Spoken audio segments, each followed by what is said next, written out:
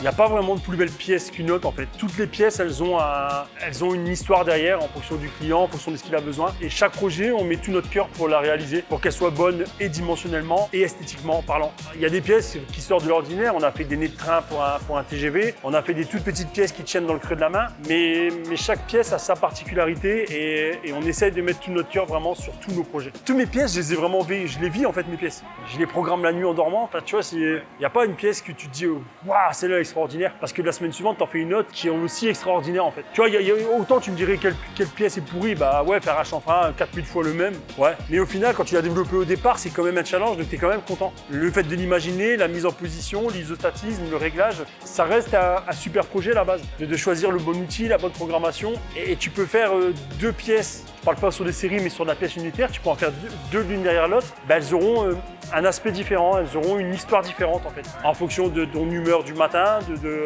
la température de ton atelier, de tout ce qui peut, de ton environnement quotidien. Tu peux avoir deux réactions différentes, tu peux faire deux pas successives et avoir deux états de surface différents. Pourtant, t'as rien changé, c'est la même machine, la même matière, mais pourtant, t'as pas le même résultat.